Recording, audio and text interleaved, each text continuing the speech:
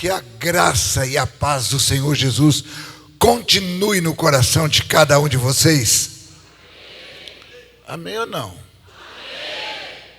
Ai, que susto, eu achei que vocês não estavam recebendo a minha paz. A minha não, a do Senhor, não é?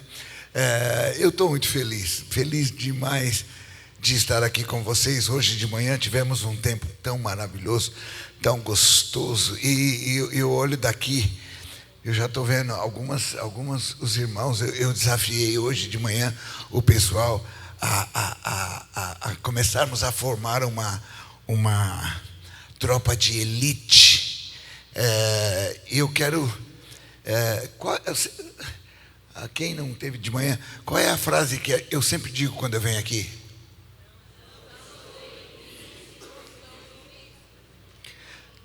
Para valer, e só quem crê mesmo, para valer, vamos lá? Você crê nisso?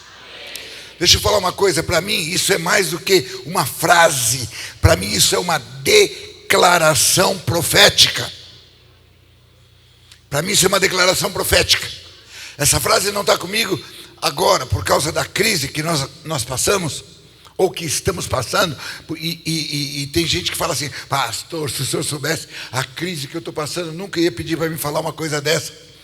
Meu irmão, eu não estou ignorando a crise que está lá fora, não. Há uma crise, mas há uma grande diferença entre eles e nós. Eles efetivamente estão em... Não, vamos lá, para valer, vamos lá. Eles estão em... Nós estamos em... E isso faz toda a diferença. Faz toda a diferença. Meu irmão,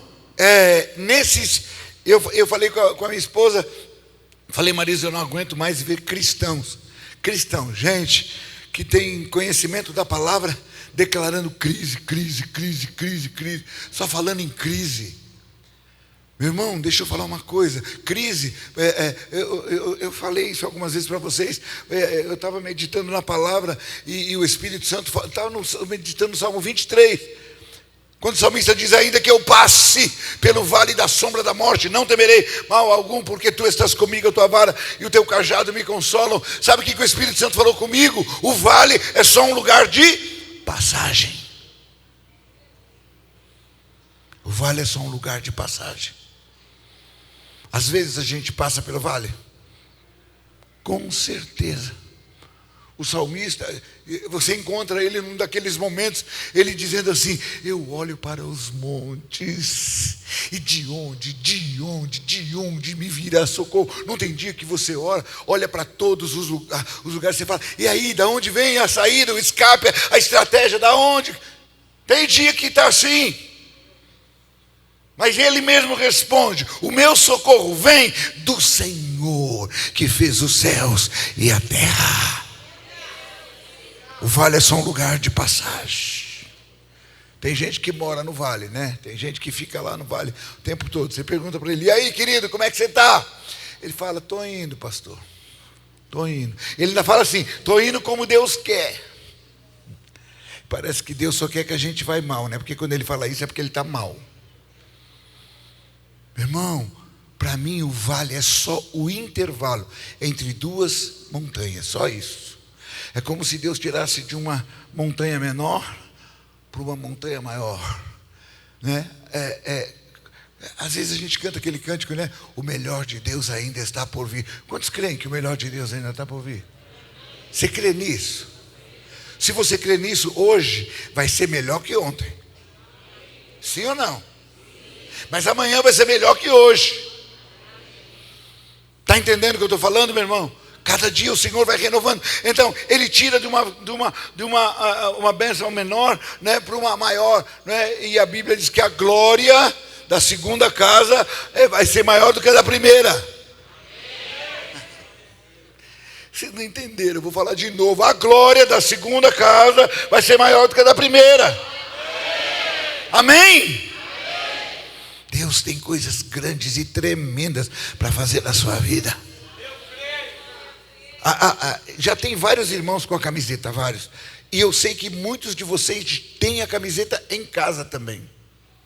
Tá bom? E amanhã eu queria fazer um ato profético, se o pastor permitir aqui. Um ato profético. Eu queria que todos vocês viessem de cabeça. Quem não tem ainda, adquira ali hoje. Vai lá, divide, faz o que quiser. Mas compra. Eu disse para Marisa, eu ainda não tenho condição de dar, mas um dia eu vou ter condição de distribuir essas camisetas aí. Ainda não tenho, mas é de extrema qualidade. Alguns irmãos já até vieram dizer que tem elas há 3 anos e elas estão do mesmo jeito ainda.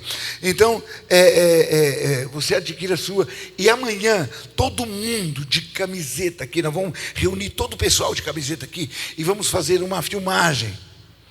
Amanhã nós vamos reunir todo mundo aqui e a gente vai fazer uma declaração, né, como igreja. E eu vamos ensaiar? Sim ou não? Sim. Gente, vocês estão muito xoxos hoje. Eu vou dizer assim, de Osasco para todo o Brasil. Aí você vai e rompe mas com alegria mesmo, dizendo, não, estou em crise, estou em Cristo, e vibra, amém? Não estou em Cristo, estou em Cristo, e vibra, sabe o que é vibra? Vamos ensaiar? Vamos. A hora que eu falar, você dá um pulo e grita, não estou em Cristo, estou em Cristo, e festeja. Vamos lá, ensaiar para amanhã nós vamos fazer isso aqui. Então vamos lá, né? De Osasco para todo o Brasil.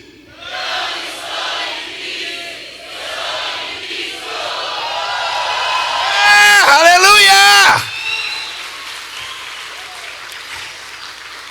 Agora só confessar um pecadinho aqui.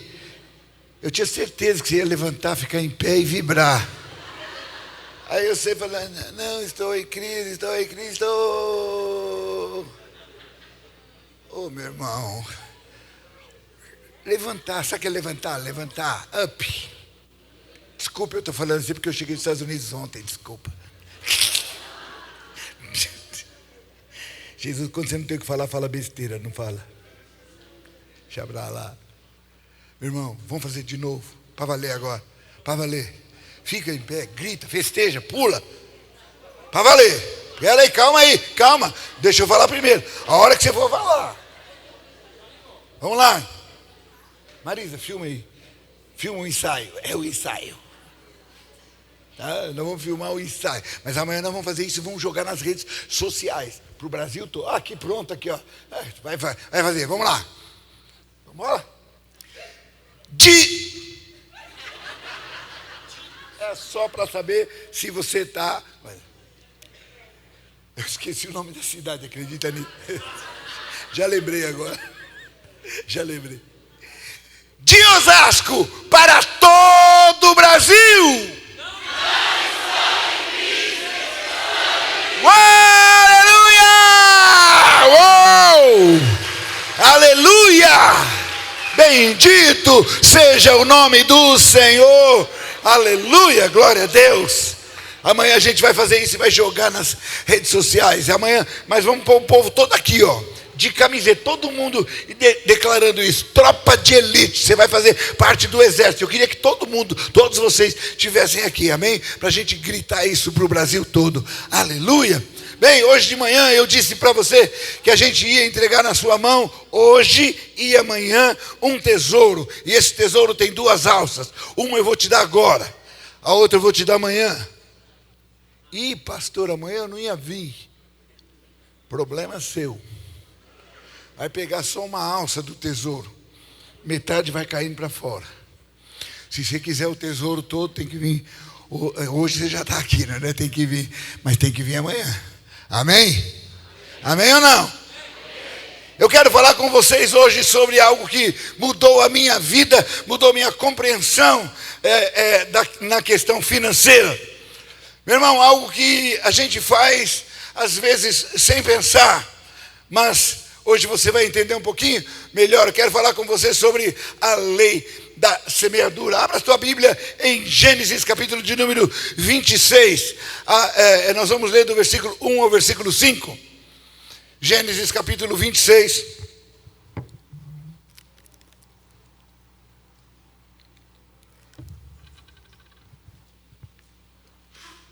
do versículo 1 ao versículo 5.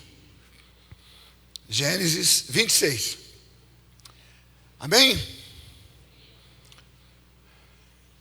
Amém? Ainda não, né? Senão eu vou ler aqui no meu mesmo. Vamos embora. Pronto aí, ó. Olha lá. Sobrevindo fome na terra, além da primeira a vida nos dias de Abraão, foi Isaque a Gerar avistar-se com Abimeleque, rei dos filisteus. Apareceu-lhe o Senhor e disse: não desças ao Egito, fica na terra que eu te disser. Habita nela e serei contigo e te abençoarei, porque a ti e a tua descendência darei todas essas terras e confirmarei o juramento que fiz a Abraão teu pai. Multiplicarei a tua descendência como as estrelas dos céus e lhe darei todas essas terras. Na tua descendência serão abençoadas todas as nações da terra. Agora preste atenção no versículo 5. Porque Abraão obedeceu a minha palavra e guardou os meus mandamentos, os meus preceitos, os meus estatutos e as minhas leis. Na outra versão diz: porque ele ouviu a minha palavra. Querido, deixa eu falar uma coisa aqui para você. De tudo que eu falei já aqui nessa igreja e daí do que eu vou falar, se eu pudesse te dizer, guarde uma coisa, eu diria isso que eu vou falar, guarde essa palavra. Aprenda a ouvir a voz do Espírito Santo de Deus. Vou falar de novo. Aprenda a ouvir a voz do Espírito Santo de Deus. A Bíblia diz que houve uma fome na terra, além daquela primeira que houve nos dias de Abraão, e Isaque pensou. Quando teve fome da outra vez, meu pai desceu para o Egito, né? E ele sai do Egito muito abençoado. Porque se você for lá no capítulo 13, versículo 2, diz que quando ele sai do Egito, ele é um homem muito rico. Isaque pensou: vou fazer a mesma coisa que meu pai fez. Deixa eu falar uma coisa para você. Nem sempre a experiência dos outros vai funcionar para você. Testemunhos são bons, maravilhosos, ativam a nossa fé, mas não tente tem gente que tenta imitar. Simplesmente pelo fato que deu certo com ele lá, vai dar comigo também. Nem sempre a experiência do seu pai, nem sempre vai funcionar para você. Pode te ajudar, te estimular, né, te orientar, mas nem sempre vai funcionar para você. Você precisa ter a sua própria experiência com Deus. E Abraão tentou imitar o pai. Deus disse para ele: não vá, não vá. Fica aí nessa terra, habita nessa terra. E ele disse: porque tudo que eu prometi para o teu pai, eu vou cumprir com você.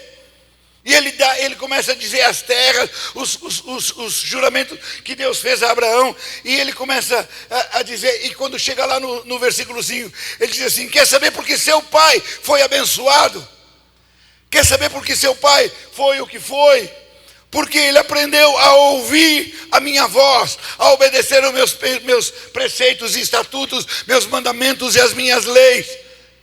Meu irmão, deixa eu falar uma coisa. Muitas vezes eu quero. Quem aqui quer prosperar? Levanta a mão. Olha aí, todo mundo quer. Às vezes nós queremos prosperar, com certeza.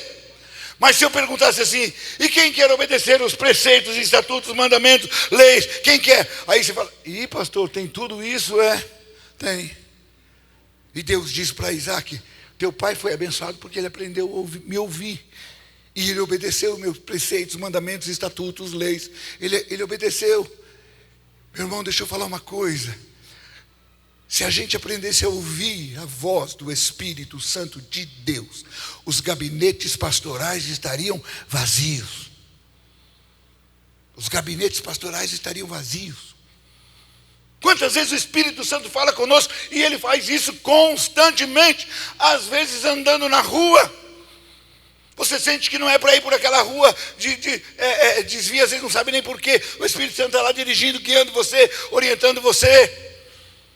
Meu irmão, quantas vezes Deus usa pessoas, alguém no púlpito, um livro, alguma coisa para falar com você. E você precisa estar sensível. Deixa eu falar uma coisa. Lembrei do negócio aqui. Quantas mulheres, estou falando com as mulheres agora, acham que no Brasil homem é machista? Para falar amém. Só as que acham. Segunda coisa, não pode mentir. Estou pedindo para você falar a verdade. Quem acha que homem é machista? Não é para levantar a mão, fala amém, porque aí dá mais, você vê, dá mais volume. Vai, quantas mulheres acham que no Brasil o homem é machista? Pode falar. Está vendo? Você vai dando a chance, elas vão criando asa. Problema não, pastor, fica tranquilo. Homem é machista. Agora, a pergunta minha é: quem é que ensina homem a ser machista? A mulher que ensina homem a ser machista. Depois ela reclama. Eu sou de uma família, né? Meu pai e minha mãe tiveram 3 filhos homens. Minha mãe dizia: você não vai ser bobo de mulher não, hein? Não vai ser bobo, não deixa te enganar. Não sei o quê. Direto e assim. E o pior é que eu não obedecia. Olha, está vendo? Está aqui.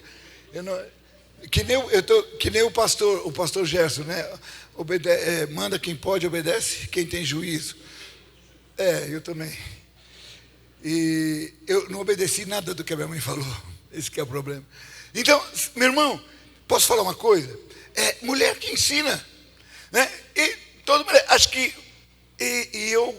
logo que eu casei, estou lembrando disso aqui, logo que eu casei, eu lembro que, né, como todo bom machista, né, dirigindo as coisas e tal, e eu lembro que um dia eu cheguei em casa, falei para minha esposa: olha, apareceu um negócio muito bom, e olha, eu vou comprar por tanto, vou negociar, vou vender por tanto, e não sei o que, vou ter um lucro de tanto, sabe aquele negócio todo empolgado? Ela virou e falou assim: então, eu acho que você não deveria fazer. Eu falei: e por quê? Você está vendo alguma coisa que eu não estou vendo? Você consegue perceber algo que eu não estou percebendo? Não. E por que você está falando? Não, só estou sentindo. Eu falei: você está sentindo, e eu vou me guiar por sentimento de mulher ainda. Eu era machista. Era. Eu falei: não, que nada, se você não está vendo. Não, né? Olha, é isso, assim, assim, assim. Mostrei todas as razões para ela. Eu vou fazer. E fiz. O que aconteceu? A vaca foi para o brejo. Perdi tudo. Falei: Senhor amado, misericórdia. Bom, passou o tempo. Lá na frente apareceu outro negócio. Bom.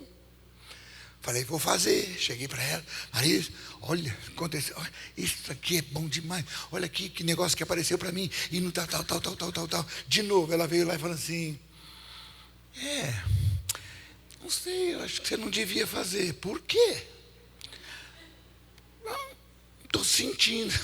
Falei: tudo bem que aquela vez que você sentiu deu certo. Tudo bem, está certo. Mas não é porque deu certo aquela vez que vai dar certo sempre. Né? Você está vendo alguma coisa, enxergando algo que eu não enxergo? Não, só estou sentindo. Falei: para com isso. De novo, machista. Fiz o negócio. O que aconteceu? A vaca foi para o brejo 2. O retorno.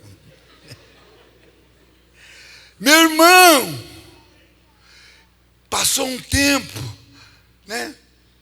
Eu estou lá de novo: Marisa, apareceu um negócio assim, e a coisa. Ela falou: eu estou sentindo. Eu falei: tá bom, se você está sentindo, está ótimo, não vou fazer. Aprendi que Deus falava comigo usando a minha esposa. Quantas vezes Deus usa pessoas, circunstâncias, a palavra para falar conosco. O Espírito tenta nos dirigir e nos guiar. Mas nós insistimos, vamos lá e fazemos. E depois a coisa dá tudo errado. Aí vamos lá para o pastor, vamos para o gabinete para falar com o pastor. Meu irmão, o Espírito Santo chegou para Isaac e apareceu-lhe o Espírito e disse: não desças ao Egito, não faça como seu pai fez, não é porque ele fez, que eu tenho outra coisa para você, e dá a impressão de, não, eu tenho coisa melhor. Né? Eu tenho coisa melhor. Olha, fica nessa terra. Meu irmão, eu tive o prazer de estar nessa terra que ele fala aí. E eu fico pensando como alguém brigaria pelo direito daquela terra de ficar lá. Para quê? Só tem terra, só tem areia. Ele fica lá num lugar inóspito. Mas o Espírito falou, o Espírito disse para ele. E ele obedece. E se você for lá no versículo 12 do capítulo 26, o Espírito Santo ainda manda ele fazer uma coisa. Manda ele plantar naquela terra. Semear naquela terra. E posso falar uma coisa? Os filisteus riam dele. Riam dele. Por quê? Meu irmão, os filisteus falavam assim: rapaz, esse cara vem de fora semear na nossa terra. Ele acha que ele vai conseguir o quê? Por que a gente não semeia aqui? Por que não dá nada? Os filisteus riam dele. Mas Isaac estava debaixo de uma palavra. Isaac estava debaixo de uma palavra. E eu fico pensando quantas vezes Deus vem e fala conosco. Nós acabamos de passar pelo momento de semeadura, de ofertas, de dízimos. Quantas vezes o Espírito Santo vem e fala: filho, faz isso. Não é? Ele está debaixo de uma palavra. E o que acontece? Veja o que diz a palavra aí. Põe os versículos 12, 13, 12. Vamos lá no 12. Olha só. E semeou Isaac naquela mesma terra. E colheu 5 anos depois, 100 vezes mais. Porque o Senhor o abençoava. Amém? Amém, porque você não está lendo aí, né? Põe o texto aí, eles vão ver do que eles falaram, amém. No mesmo capítulo, Gênesis 26, versículo 12 e 13. Aleluia. Olha lá. Semeou Isaac naquela terra, e 5 anos depois, colheu 100 vezes mais, é isso? Isso ou não? Quando foi que ele colheu? No mesmo ano, ele colhe 100 vezes mais, numa terra inóspita, que não dava nada, mas ele está debaixo de uma palavra. Às vezes o Senhor te dá uma orientação, uma visão, e a gente olha para o mercado, olha para... Não, agora não é hora, agora não é hora de fazer isso, agora não é hora de investir, agora não é hora de aplicar, agora não é hora, é hora de ficar quieto. Meu irmão, quando Deus te fala, quando Deus te dá uma palavra, meu irmão, siga aquilo que Ele te falou, obedeça o que Ele te mandou. Meu irmão, Isaac está lá e diz que no mesmo ano, eu quero dar uma palavra profética. Quantos querem receber? Eu estou sentindo vocês assim meio apáticos. Vou falar de novo, eu quero liberar uma palavra profética. Quantos querem receber? Eu quero declarar que toda semente que você plantou e que ainda vai plantar, vai florescer, vai dar colheita a 100 por 1, ainda esse ano. Vou falar de novo. Eu quero profetizar que a sua semente ainda produzirá. E nós estamos na metade de novembro, ainda tem um mês e meio. Meu irmão, eu quero declarar que você vai ter colheita centuplicada ainda esse ano. Amém. Aleluia.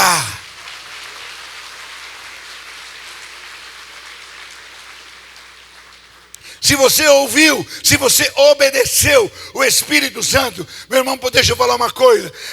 Quem está comprometido com a sua colheita, muito mais do que você espera, do que você deseja, do que você anela, meu irmão, muito mais do que tudo isso, Deus está comprometido com você. Ele te deu uma palavra e é Ele que vai. Isaac obedece o Senhor. Ele planta onde ninguém queria plantar, onde não era belo, não era atrativo aos olhos. Às vezes a gente se guia por visão. Lembra de Ló, quando se separa de Abraão? Ló seguia por vista. Ele olha para as campinas verdejantes, né, do lado lá de Sodoma e Gomorra. Oh, legal, vou para lá. Né? A gente é brasileiro, quer tirar vantagem em tudo, né? Não, eu vou para lá. Que seguia por vista Abraão. Meu irmão, você já parou para pensar nesse texto de Abraão e Ló? Por que Abraão deu para Ló o direito de escolha? Por que ele deixou Ló escolher? Se a bênção de Deus estava com Abraão. Lá no capítulo 12 você vê Deus chamar Abraão e dizer que ele ia abençoar os que te abençoarem, amaldiçoar os que te amaldiçoarem, ia fazer dele uma grande nação. Meu irmão, a promessa estava com Abraão. Por que Abraão deixou Ló escolher? E Ló afoitamente escolhe por vista? Porque para Abraão era mais ou menos assim: ei, escolhe para onde você quer ir. Pode escolher. Se você vai para a direita, eu vou para a esquerda. Você vai para a esquerda, eu vou para a direita. Você vai para frente, eu vou para trás. Você vai para trás, eu vou para frente. Você vai para cima, eu vou para baixo. Escolhe. Para mim não faz diferença. Porque por onde eu for, a bênção de Deus está comigo. Meu irmão, quando a bênção de Deus está com você, não importa se é atrativo aos olhos. Não, aquela terra aos olhos, né, para Isaac não era atrativa, mas ele tinha uma palavra de Deus. Quando você aprende a ouvir e a discernir o Espírito falando com você, meu irmão, as coisas vão mudar. Não importa aonde você vai, a bênção de Deus vai seguir você. Oh, pastor, como é que funciona isso? Eu quero hoje tirar algumas dúvidas e esclarecer para você. Olha, pregação com fumacinha é a primeira vez, porque geralmente é no louvor. Rapaz, que coisa legal, olha. Ficou um clima, não ficou? Jesus, eu suando aqui, parece aqui que tá frio, né? Tá nada, tá maior calor. Vamos lá. Coloque aí para mim, 2 Coríntios, capítulo de número 9, versículo de número 6. E o pastor aqui, ele pregou, eu falei, Jesus amado, ele vai pregar toda a minha mensagem. Ele leu todo o texto que eu vou pregar aqui, mas amém. Olha lá, vamos lá. 2 Coríntios capítulo 9, versículo 6. E isto afirmo, que aquele que semeia pouco também ceifará. E o que semeia com fartura, com abundância, também ceifará. Pastor, como é esse negócio aí de ouvir o Espírito Santo de Deus? Eu vou te explicar. Aqui, primeira coisa. O que Paulo está dizendo aqui, a primeira coisa é: não coloque sobre Deus uma responsabilidade que ele não tem. Vou repetir. Não coloque sobre Deus uma responsabilidade que ele não tem. Quem define o tamanho da colheita não é Deus, é você. Ele diz: se você planta pouco, vai colher pouco. Se planta com fartura, vai colher com abundância. Meu irmão, você já viu aquelas mangas pequenininhas? Como é que chama? Coquinho, né? Aqui em São Paulo é coquinho. Lá em Goiás, como é que é lá em Goiás? Mas aquelas mangas pequenininhas. Tem outro nome, esqueci o nome lá. Manguita. Lá é manguita. Aqui é coquinho, né? Às vezes o pastor, né, vem aqui para levantar a oferta. Gente, nós vamos semear agora, né? O que você faz? Pega semente de coquinho e vai para o altar e coloca lá a semente. Passou o tempo, está chegando o tempo da colheita. O tempo da colheita. E aí o que acontece? Né? Aí você começa a orar, porque você está precisando de colheita. Oh Deus, o Senhor conhece a minha vida, o Senhor conhece a minha necessidade. Sabe o que é que eu estou passando, Deus? Sabe o que é que eu estou precisando, né, Senhor? Sabe aquelas manga bourbon, aquelas coração de boi? Então, está precisando daquela lá, Senhor. Aí Deus olha e fala assim: mas filho, você só mandou para cá caroço de coquinho. Eu sei, Deus, eu sei, mas o Senhor é bom, compassivo, longânimo. Ele começa a dar todos os atributos de Deus, né? Eu sei, ele fala: sou filho, sou tudo isso, mas eu sou justo também, não tem jeito, isso não tem como mudar. Aí, Senhor, mas o Senhor pode, é claro, o Senhor pode fazer qualquer... Não, eu posso, só não posso mudar a palavra eu não posso mudar, mas eu posso fazer qualquer coisa. Então, Senhor, vê o que o Senhor pode fazer por mim, Senhor. Ele fala: filho, é o seguinte, como você só mandou caroço de manguita aqui, de coquinho, o que eu posso fazer por você é mandar um caminhão de caroço. Vocês estão rindo porque o caminhão não chegou ainda. Na hora de plantar, eu planto o pior. Mas na hora de colher, eu quero colher o melhor. Está entendendo o que eu estou falando? E quando eu estou falando aqui de plantar o pior, eu não estou falando de quantidade. Meu irmão, não é disso que eu estou falando. Meu irmão, às vezes, por exemplo, uma oferta de R$1.000 pode ser muito para mim e não ser nada para você. Eu estou falando de darmos o nosso melhor. Lembra daquela mulher, daquela viúva que vai lá e deposita 2 moedas? Jesus diz: ela deu mais do que todo mundo, porque ela deu todo o seu sustento. Tudo que ia sustentá-la, por quanto tempo não sei, mas era tudo que ela tinha.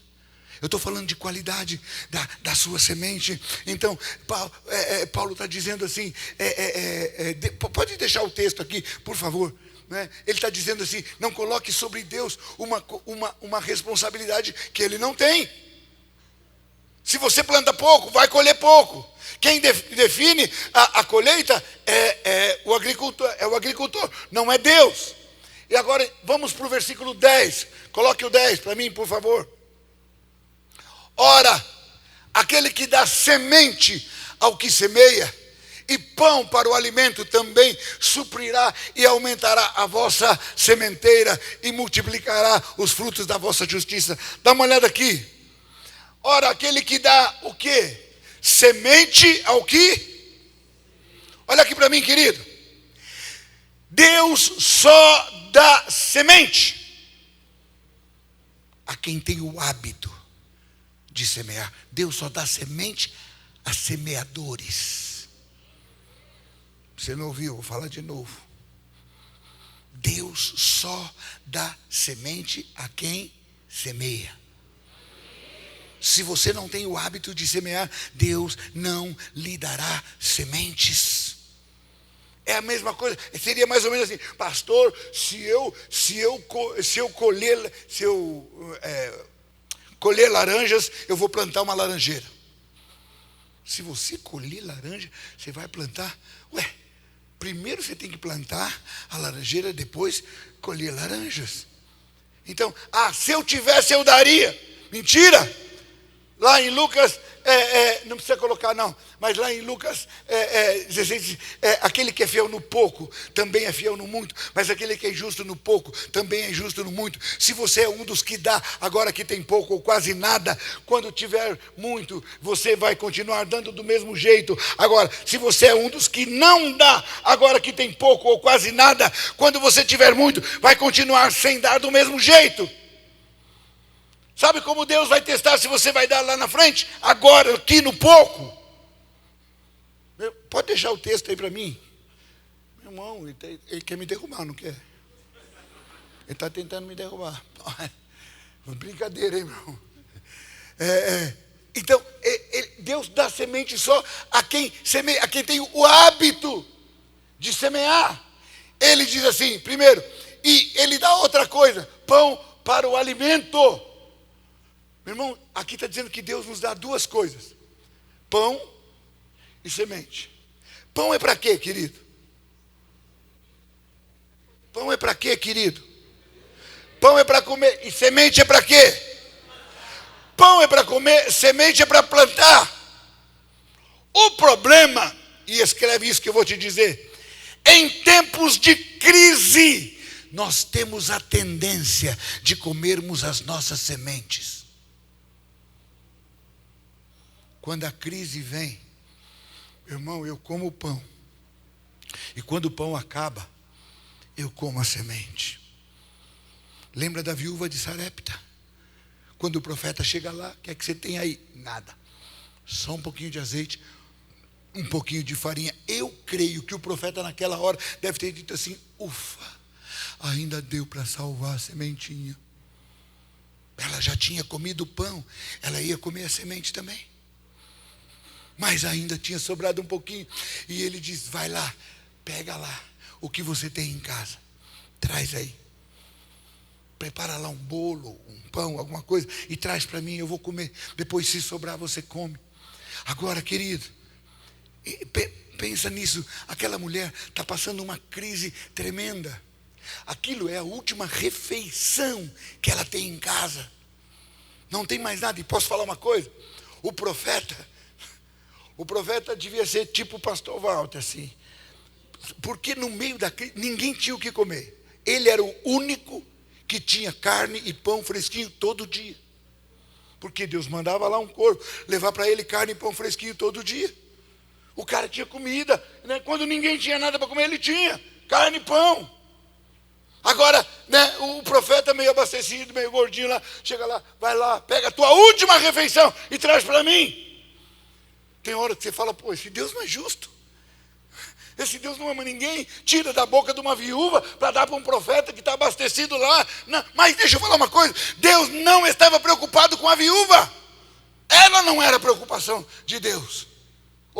Desculpa. Deus não estava preocupado com o profeta, desculpa.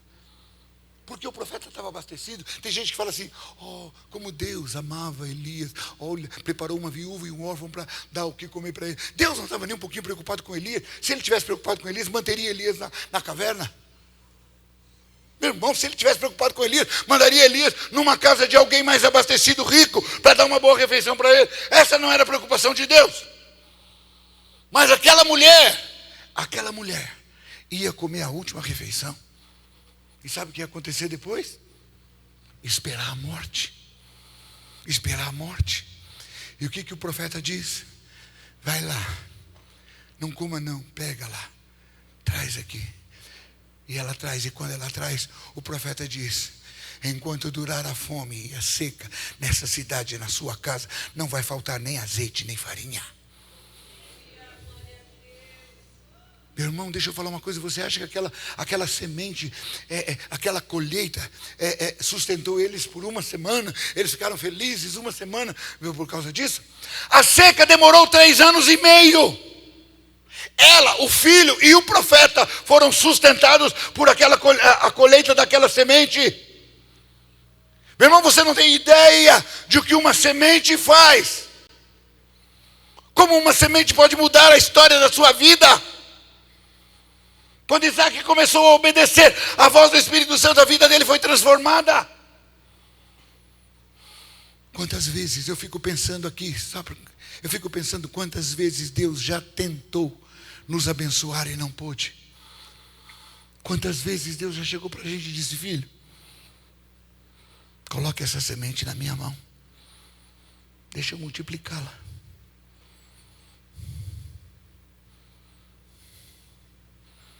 Se aquela mulher não obedece o profeta, ela morre de fome.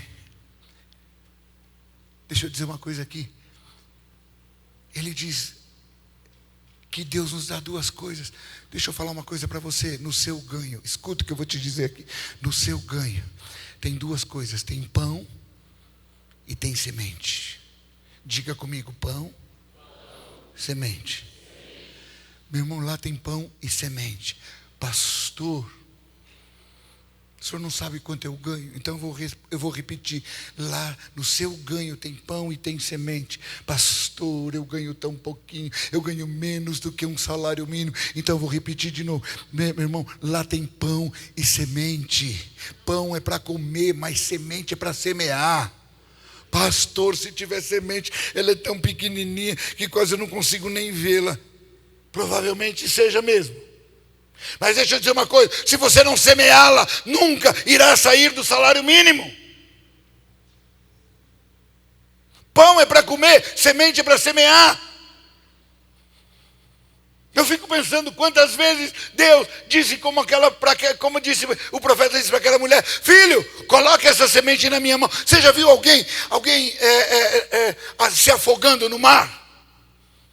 Eu já vi. Sabe quem? Eu. Estava no Rio de Janeiro, morrendo afogado. E alguém vem e joga um pedacinho de prancha. Sabe aquelas pedacinhos de prancha de isopor? Quando alguém joga, você está afogando e alguém joga, o que você faz? Meu irmão, você agarra aquilo. Meu irmão, você fala agora, nem que eu for lá para o fundo, não tem problema, depois eles me tiram de helicóptero, qualquer, não tem problema, mas você não solta aquilo de jeito nenhum. Quantas vezes Deus já veio e disse para você, filho, sabe essa semente aí que você está guardando? Põe na minha mão. Não, Senhor, não, isso aqui não. Isso aqui é tudo que eu tenho, Senhor, isso aqui não. Ele fala, eu sei, filho, eu sei. Isso não dá para nada. Coloca na minha mão, deixa eu multiplicá-la. Quantas vezes Deus já tentou interferir na nossa vida e não pôde? Quantas vezes o Espírito Santo de Deus tentou nos abençoar e não pôde? Com toda honestidade aqui, com toda honestidade. Quem um dia já ouviu a voz do Espírito Santo dizendo, e olha, escuta o que eu estou falando, eu não estou falando de gente que manipula você, manipula a sua emoção para tirar dinheiro de você, não é disso que eu estou falando, não. Eu estou falando do Espírito Santo. Quantos de vocês já vieram à igreja e o Espírito Santo falou ao seu coração, e você sabe quando é o Espírito Santo. O Espírito Santo veio e disse, filho, hoje você vai semear uma boa semente. Quantos já tiveram essa experiência? Digam amém. Todo mundo teve. Meu irmão, nesse dia, quando o Espírito Santo veio e falou com você aqui, uma outra voz veio do outro lado e disse assim, ei, calma aí, espera aí, você esqueceu que você tem que pagar isso, aquilo, o carro, a casa, isso, outro. Em nome de Jesus, com a mesma honestidade, quantos no dia que ouviram o Espírito Santo aqui, ouviram essa outra voz do outro lado, diga amém. Sim. O amém é até mais substancial, né? Todo mundo ouviu. Agora, com toda honestidade, você acha que o Espírito Santo, quando te mandou lançar aquela semente, ele não sabia que você tinha que pagar aquilo, e aquilo outro? Sabia ou não sabia? Sabia. Então como é que ele deu um fora desse, de falar para você pegar aquele dinheiro e semear naquela noite?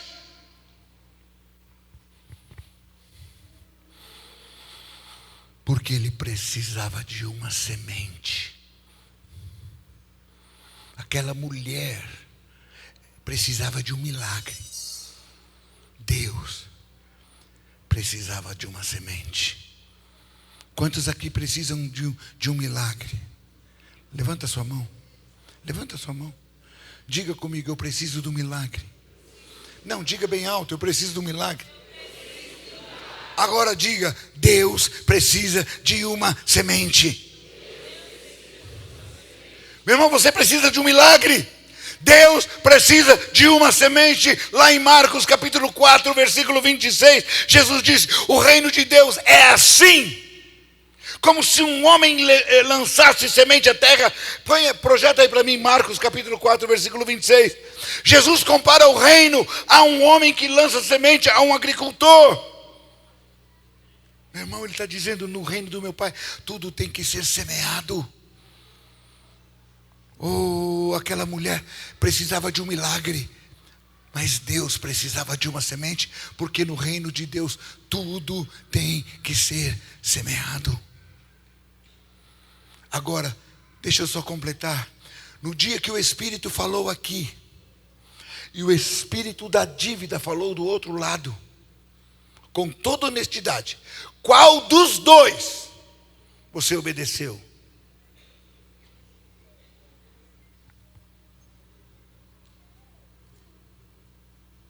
Que vontade de dizer que foi o Espírito Santo, mas não foi. Você ouviu o espírito da dívida, e naquele dia você não semeou, e por não ter semeado não obteve colheita. Quantas vezes Deus já tentou nos abençoar e não pôde? Quantas vezes Deus tentou interferir na nossa vida e não pôde? Quantas vezes o Espírito Santo diz: filho, põe na minha mão, coloca essa semente na minha mão, deixa eu multiplicá-la. Quantas experiências dessas eu já tive na minha vida. Quantas? Eu lembro que um dia, na nossa igreja, eu ouvi o Dr. Myles Munroe. Eu estava lá na reunião e ele falou uma coisa que mexeu comigo, mexeu muito. Ele disse assim: nunca deixe o profeta sair da sua cidade ou da sua casa sem que você dê algo a ele. Meu irmão, isso entrou no meu espírito, da minha família, do meu filho. Meu filho, então, se você, né? E sempre que vem alguém na igreja, eu sei que a igreja vai abençoar, mas não importa se a igreja abençoa ou não, eu quero ir lá e eu quero semear na vida dele. E eu vou lá e abençoo. Meu filho, se ele não tiver dinheiro, ele fica desesperado. Pai, me empresta um dinheiro aí. Pai, me dá 100, me dá 200 reais. Eu preciso semear na vida desse homem de Deus. Ele é assim, né? A gente aprendeu isso juntos numa conferência com o Dr. Myles Munroe. E um dia foi na nossa igreja um missionário de El Salvador. E naquele dia eu estava começando o ministério, e meu filho, o Júnior, estudava num colégio particular, e eu me lembro que eu peguei um dinheiro, e era exatamente o dinheiro de pagar a mensalidade dele no dia seguinte, e eu só tinha aquele dinheiro, e eu sabia que aquele homem de Deus ia na nossa igreja naquela noite. Eu disse: Deus, eu sempre abençoo quando vem alguém, mas hoje, especificamente hoje, eu não tenho nada. Me perdoa, Senhor. Peguei o dinheiro e coloquei no bolso. Eu disse: vai estar aqui, mas é como se eu não tivesse. Conselho, deixa eu te dar um conselho. Se você só tem aquele dinheiro, não leva para a igreja. Não leva. Eu levei. Botei no bolso e fui. O cara pregou, foi uma benção. Quando chegou no final, Deus falou para mim: abençoa a vida dele. Eu falei: Deus, eu já falei com o senhor lá em casa. Eu já falei, hoje eu não tenho nada. Deus falou: é mesmo? Esse dinheiro que está no seu bolso, Senhor, eu já falei com o senhor. É o dinheiro de pagar a mensalidade do Júnior amanhã. Meu irmão, quem lembra da inflação, lembra que tinha multa de 15%, 20% e mais multa de 1% ao dia. Quem é daquela época lembra, era 1% ao dia, quando você não pagava uma coisa. E eu lembro, eu falei assim: Senhor, se eu não pagar amanhã tem multa. Eu falei: Senhor, tem 15% de acréscimo e mais 1% ao dia. Ele falou assim: é desse jeito aí, é? Eu falei: deixa eu ver, desse jeito. Ele falou: então tá bom, pode dar assim mesmo. Eu falei: você só pode estar brincando. Ele: não estou brincando não. Dá esse dinheiro aí. Meu irmão, posso falar uma coisa para você? Naquele dia eu fiz exatamente igual igual Jó. Peguei o dinheiro, dobrei ele todinho e falei que nem Jó: o Senhor deu, o Senhor tomou, bendito seja o Senhor. Meu irmão, pensa num cara desanimado. E eu fui para o altar. Oh, Deus, obrigado. Fui lá e coloquei no altar, coloquei o dinheiro lá. Quando eu virei, eu olhei para a igreja. Eu falei: Deus, o Senhor vai ter que usar alguém aqui hoje para me abençoar. E claro que todo pastor sabe quais são os possíveis abençoadores. Quem poderia te abençoar? E aí o que aconteceu? O culto acabou e os irmãos começaram a ir embora. Eu falei: Deus, é amanhã que vence. E os irmãos indo embora. De repente o último irmão vai embora. Eu falei: Deus, eu te avisei que era amanhã que vencia, Senhor. E agora, o que eu vou fazer? Pensa num cara que ficou aziado, meu irmão. Eu fiquei, aziado é lá de Goiás, viu? Pensa num cara que ficou chateado. E eu fui era uma noite de julho, estava um frio tremendo. Eu fui para a porta da igreja, tinha um portão assim, tinha uns cadeados. E tinha que colocar o cadeado naquele frio. E eu reclamando, resmungando. Que de Deus nada, tudo coisa da minha carne, tá vendo? Fiz lá e ó, não aconteceu nada agora. E agora, mãe, como é que eu pago?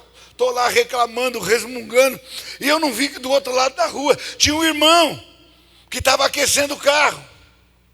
E de repente o irmão saiu de lá e estava com um papelzinho dobrado todo assim, chegou perto de mim e falou assim: pastor, toma aí, depois o senhor lê. E enfiou no meu bolso.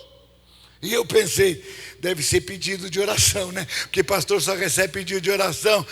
Eu falei assim, deve ser pedido de oração. Amém. Deus te abençoe, meu irmão. Vai com Deus. Estou lá aquecendo meu carro. Eu falei, bom, deixa eu ver aqui o pedido do irmão aqui. Quando eu abri, sabe o que era? Um cheque. Agora, o pessoal nem sabe o que é cheque agora. Um cheque. Meu irmão, 4 vezes mais o que eu tinha semeado naquela noite. Nessa hora, o Espírito Santo de Deus, meu irmão, ele disse assim: como você é incrédulo. Eu falei, Senhor, é você mesmo. Aquele dinheiro só dava para você pagar a mensalidade do seu filho. E o resto da semana, você ia viver de quê?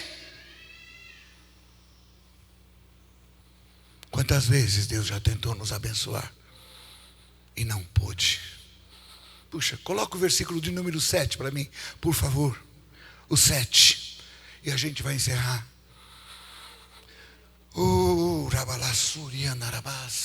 Versículo 7. Olha o que é que diz lá, meu irmão. Diz assim. Perdão. Aqui. Não. Do texto de Coríntios, 2 Coríntios capítulo 9, versículo 7. 2 Coríntios capítulo 9, versículo 7. Aleluia.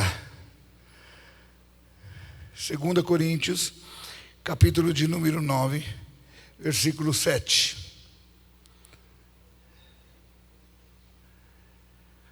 Olha lá. Cada um contribua segundo tiver proposto no coração. Deixa aqui, não tira não, por favor. Cada um contribua segundo propôs no seu coração. Meu irmão, como assim cada um contribua segundo propôs no seu coração? Com toda honestidade, fala aqui para mim. Quem é que já saiu de casa assim, para vir para o culto?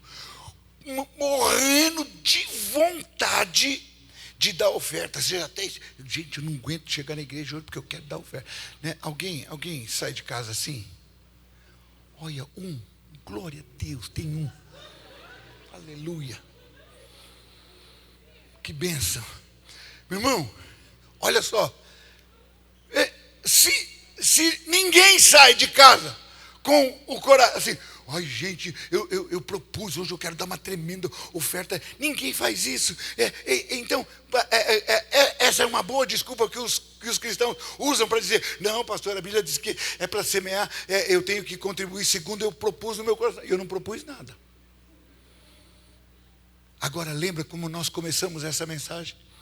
O que eu disse para você? Se eu pudesse deixar uma palavra para você, eu deixaria: aprenda a ouvir a voz do Espírito Santo de Deus. Essa proposição não é feita por você. Quem fala com você, quem faz essa propositura no seu coração é o Espírito Santo. Quando Deus fala com Isaac, ele obedece o que o Espírito Santo fala, ele planta naquela terra e ele começa a enriquecer. Se você for olhar lá nos outros textos, depois, né, lá em Gênesis, que nós estávamos lá no capítulo 12, se você for olhar no versículo 12, diz: e semeou Isaac naquela terra, no mesmo ano Deus deu 100 vezes mais. E se você for para o segundo versículo, está dizendo assim: e o homem foi se enriquecendo e foi recebendo ovelhas, vacas e tudo, e homens de serviço. Deus começa a enriquecer. Ele enriquece tanto que ele é convidado pelo rei de Gerar por Abimeleque a se retirar, porque ele já é mais rico do que todo o país. Olha o que é você obedecer à voz do Espírito Santo. O cara semeia numa terra que aparentemente não produz nada, mas Deus começa a prosperá-lo, e ele se torna mais rico do que o país todinho. Então ele diz assim, então cada um contribua segundo o propósito do seu coração. Meu irmão, quem propõe é o Espírito Santo. E eu perguntei, quantos de vocês já ouviram o Espírito Santo falar? E todos vocês disseram, amém, pastor, eu já ouvi. Quem faz essa proposição é o Espírito. E o Dr. Myers Murdock, ele diz assim, Dr. Murdock, ele diz assim, quando o Espírito fala, imediatamente obedeça. Porque no instante seguinte, sua mente, sua razão vai entrar te dando desculpas para você não fazer. Quantas vezes o Espírito já disse, faça, vai lá. E a gente fica analisando, e a nuvem vai embora e a gente perde a bênção. Ele diz, cada um contribua segundo. Quem coloca essa propositura é o Espírito Santo. Ele diz, não com tristeza ou por necessidade. Por que tristeza? Às vezes a gente está aqui cantando, louvando, adorando a Deus, né? Aquela festa tremenda, maravilhosa. Aí o pastor diz, gente, agora nós vamos levantar dízimos e ofertas. A alegria vai embora. Por quê? Por que a alegria vai embora? Porque o diabo roubou da gente a coisa mais importante na semeadura. Meu irmão, você sabe qual é a coisa mais importante na hora de semear? Pergunte para qualquer agricultor. Eu já tive a oportunidade de ter sítio. Eu nunca fui ligado a coisas de roça, nada disso. Mas eu tive um sítio e eu me apaixonei por horta. Quando você tem uma horta, quando você vai plantar alface, couve, não importa o que, na hora que você está plantando, já vem na sua mente a colheita. Você já vê os maços de alface, aquelas couves enormes, aquele cenoura e tudo aquilo. Na hora que você está plantando, já vem na sua mente. Sabe o que o diabo fez? Ele tirou de você a alegria, a expectativa da colheita. Sabe o que o diabo fala para você? Você vai dar a sua oferta? Dá, mas não espera nada em troca não. Porque isso é barganha. Isso é negociata. Isso é pecado. Quem disse que é barganha? Quem disse que é negociata? Quem disse que é pecado? O diabo disse isso. Porque Jesus disse que o reino é como alguém que lança semente. Ele compara o reino a um agricultor. Qual é o agricultor que planta e não espera a colheita? Fala para mim. Quem planta, planta para quê? Não entendi. Quem planta, planta para quê? Quem planta, planta para colher. O diabo roubou isso da gente. Não dá com segundas intenções, não. Isso é pecado. O diabo apostou na sua inteligência. Ele diz assim, você é um cara inteligente. Se você fala assim, não, eu vou pôr meu dinheiro num lugar que vai e não volta, não tem retorno, para que eu vou dar 100? Eu não, dou 5, dou 2, dou 1. Não é verdade? E nessa igreja pede oferta todo dia. Meu irmão, o diabo te convenceu de que semear aqui não tem futuro. Mentira do diabo, porque semear aqui é semear no solo mais fértil que existe. Uma terra que produz a 30, a 60, a 100 vezes mais. Você não ouviu? Você não ouviu? Quando eu falo 30, 60 e 100, tem gente que pensa em porcentagem. 30%, 60%. Não é porcentagem, não. Meu irmão, estou falando de 30 vezes mais. 60 vezes mais. 100 vezes mais. Estamos falando de 3 mil, 6 mil, 10.000%.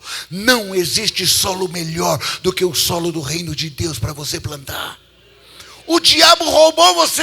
Ele usou sua inteligência. Acabamos de ler o versículo 6, que diz que quem planta pouco, colhe pouco. Quem planta com fartura, colhe com abundância. Meu irmão, o diabo enganou a gente.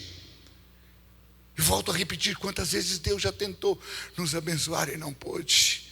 Olha lá, não com tristeza. A gente dá com tristeza porque crê na mentira do diabo, que não deve dar com segundas, com intenção de receber. Mas se o próprio Jesus disse que o reino é que nem um agricultor, qual é o agricultor que planta e não espera a colheita?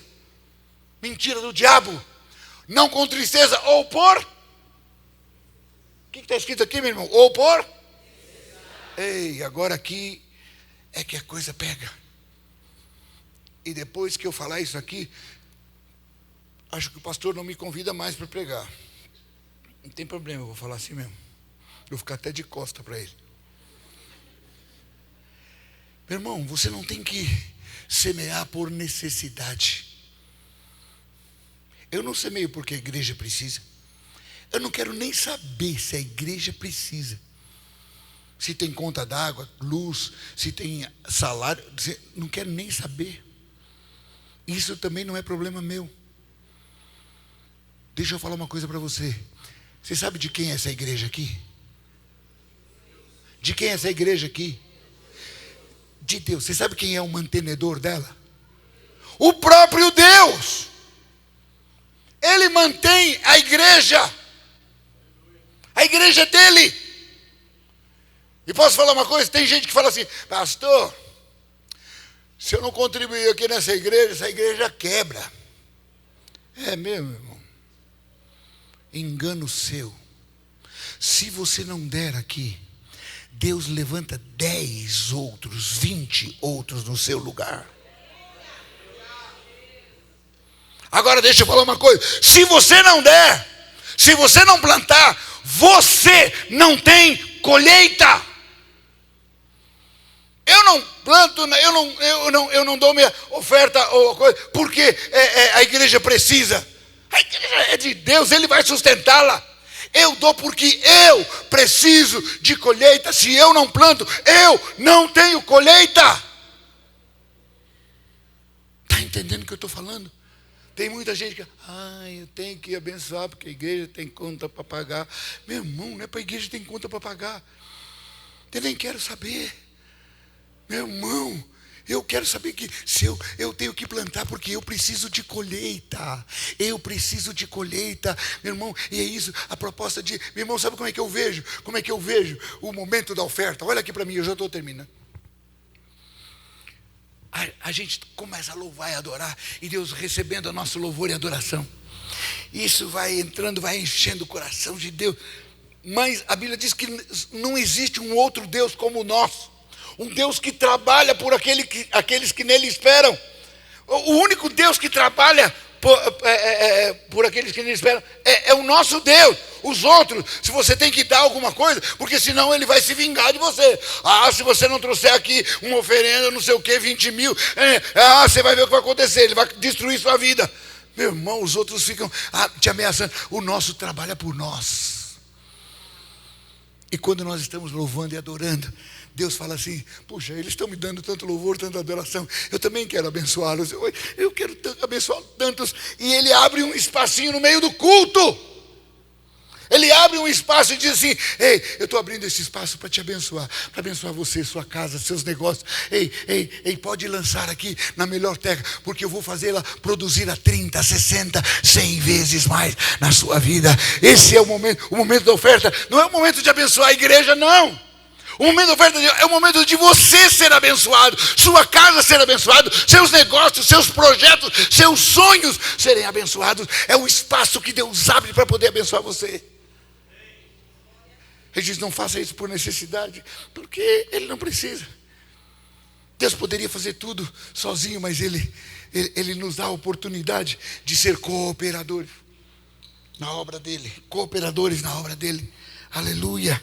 Você está entendendo?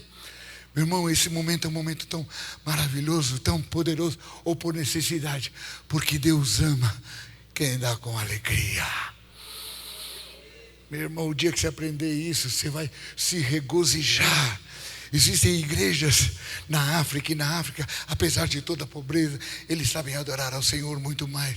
Meu irmão, às vezes no meio do culto, eles levantam dançando, e eles vão para o altar dançando, meu irmão, ofertando às vezes o que eles têm de melhor. Às vezes é ovo, às vezes é galinha, às vezes é algum legume que eles têm, meu irmão, mas eles vão dar ao Senhor o seu melhor, e eles fazem com alegria, sorrindo, dançando. Ou na nossa igreja aqui, lá na Moca, agora nós estamos em Goiânia já há um bom tempo, mas eu me lembro, nós tínhamos mais ou menos umas 1000 pessoas, e às vezes na hora da oferta, nós ensinamos a igreja a dar. Eu e a minha esposa, eu falei: Marisa, olha para trás, dá uma olhada para trás.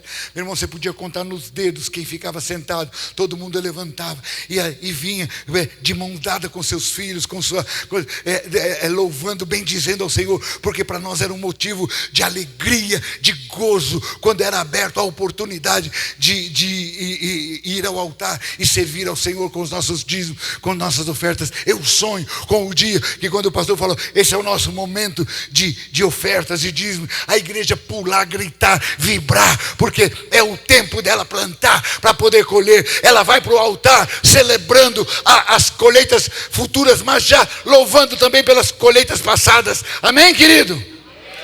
Oh, aleluia!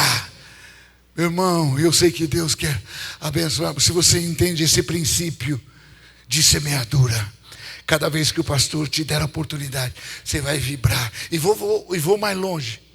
O dia que ele falar assim: gente, hoje nós não vamos levantar oferta. Meu irmão, se você entende o princípio, o dia que ele falar: nós não vamos levantar oferta, você fala assim: como é que é, pastor? Como assim não vai levantar? Pastor, eu estou com a semente aqui. Pastor, eu estou precisando de colheita. Não, pastor, o senhor não vai roubar minha bênção, não.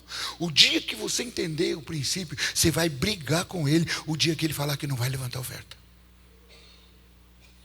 Porque essa é uma oportunidade que Deus abre para liberar sobre a tua vida uma unção financeira, graça, poder. Quantas vezes eu digo: Senhor, eu estou semeando. Essa semana, eu lembro que quando eu fui para o ministério, eu tinha empresa, Deus mandou deixar tudo, eu deixei, né? E eu lembro que quando eu cheguei para minha esposa e falou assim: Marisa, agora é o seguinte, eu estou no ministério, né? Cortou pizzaria, cortou churrascaria, cortou restaurante, cortou sapato, bolsa, corta tudo, porque agora eu vou para o ministério.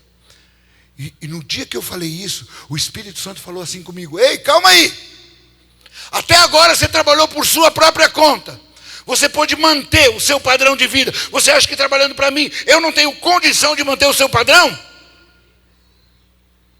Isso foi no primeiro dia, graças a Deus. Eu falei: Marisa, peraí, nossa vida não vai piorar, não. Nossa vida vai melhorar. Eu vou trabalhar para o melhor patrão que existe. Vou trabalhar para Deus. Deus não pode ser pior patrão do que eu mesmo. E posso falar uma coisa? Mudou minha mente. Quando a expectativa de que vai faltar dinheiro lá na frente, daqui 1 mês, 2 meses, eu falo: Marisa, é bom a gente começar a semear. É bom começar a semear, porque nós estamos precisando de colheita. Olha a diferença. O diabo diz: não, segura. Se você não planta, você não tem colheita. Mas quando você entende o princípio, você diz: ei, eu estou precisando de colheita, eu vou plantar. Deus quer mudar a vida e a história de muitos de vocês. Eu estou te dando um princípio que, se você aplicar, vai mudar sua vida, vai mudar sua história. Quantos querem mudar sua vida, sua história? Fique de pé.